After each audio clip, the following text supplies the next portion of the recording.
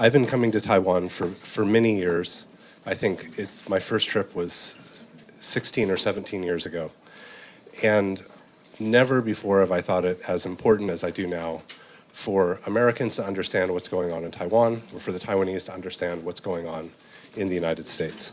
Because we face genuine challenges. We all know what they are. We know what the threats are, both externally and internally. And this is something for which we all need to have a conversation, and we need to understand each other. And from an American perspective, I think that it's important for us to understand really clearly what the politics are, because as many of you know, and certainly my friends here understand, that the U.S. seems to have a bit of an apolitical stance on Taiwan. We have our policy wishes, but we don't necessarily understand the politics, or we don't take into account the politics.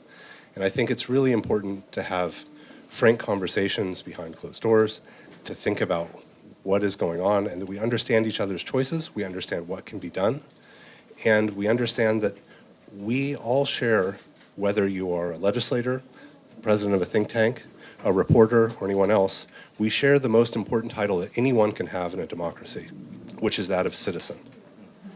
And that means we all have a choice, we all have an impact on what our countries do and how they do it. As a result, we need to understand this, we need to participate, and we need to understand that just because China is big, or it seems like it's close, or that whatever else happens, that our future is in our hands, and it's in the choices that we make. And that's the most important thing, and to understand that we have those choices, how do we make them, and how do we move forward? And this is the reason why I keep coming back to Taiwan, and I think this is now my 6th trip in the last 18 months. And it's something where, you know, it's not just one of the most important issues that we share in common, but this is also a place where I have a particular attachment. I've spent time here, I've studied here, I've done research here, and it's hard not to feel like this is a kind of second home. And as a result, I feel like this is a place where the future is going to be decided, both in terms of technology, what the different global tech stacks look like, and in some cases, what is the future of global political order? And that's why the conversation between the US and Taiwan is more important than ever. And my question is about the arms sales to Taiwan. So there have been suggestions in the media over the weekend that weapon sales to Taiwan take years to process and are unrelated to military operations in Iran. The implication is that citing Iran for any potential pause for the $14 billion arms sales package is just an excuse. What do you think about that suggestion?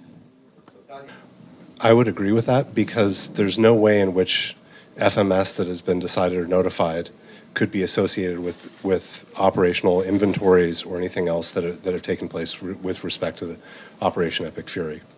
This is, I think whatever has been said is somebody misspeaking and not necessarily understanding the technical details of how U.S. arms sales work, how the packages work, and on the timing of deliveries.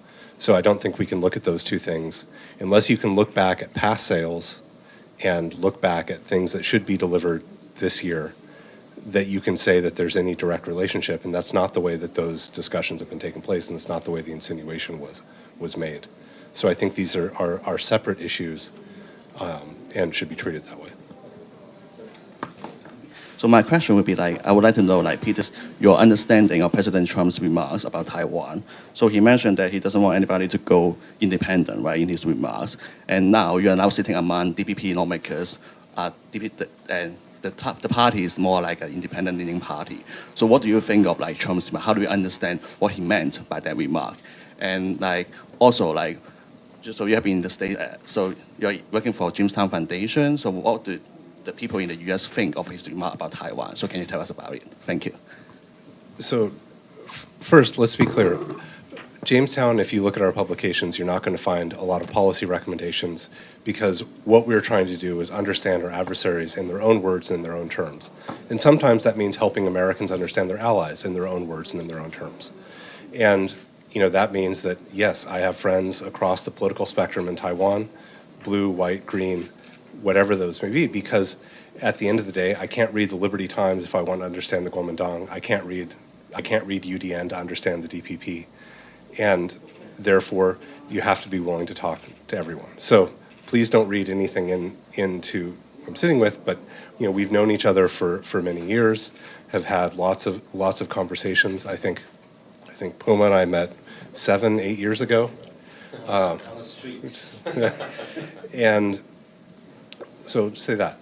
The second thing with respect to what Trump has said, the most important thing that you can read out of Trump's remarks, right? Because we can't look at him and see a traditional official whose words have a very specific meaning that are carefully chosen for their impact and their effect, right? He has continuously said, and even in the Fox News interview, he said, I think 3 times, a version of U.S. policy has not changed. When he was asked about the conversation with Xi Jinping, she said Xi Jinping went on a long speech about how important Taiwan was and how everything was, and he said, I listened, I heard him, right?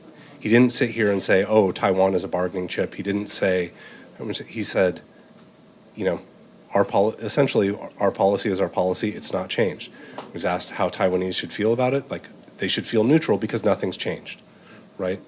And that, I think, is something that he has said clearly in consistency, because there is no deal that can be made over Taiwan that doesn't make the U.S. look weak, that doesn't make Trump look like he is presiding over a declining U.S., which is something that he promised to do in his first term, that he wouldn't do in his first term and he wouldn't do in his second term, right? This is an important point. There is no deal over Taiwan involving the U.S. that does anything other than make the United States look weak. And that's something that Trump is incredibly sensitive to, right? The second thing that I think is important about his remarks, right? He said, he didn't really change anything that the U.S. has said about independence, about how Taiwan chooses its future, right? The U.S. policy has been consistent for a very long time that the people on both sides of the strait have a role in choosing that future, and that future should be peaceful and it should be free of coercion, right? Trump hasn't changed that. He hasn't do this, and many of the fundamentals are simply not sort of up for negotiation. Now, you can sit here and look at the arms sales, and it's probably not a good idea to say something to China that they consider to be non-negotiable, to say that you're willing to negotiate or that you think it's a point of leverage, because you're going to find out very quickly that it isn't leverage and that they will simply keep playing as they have done so many times, right?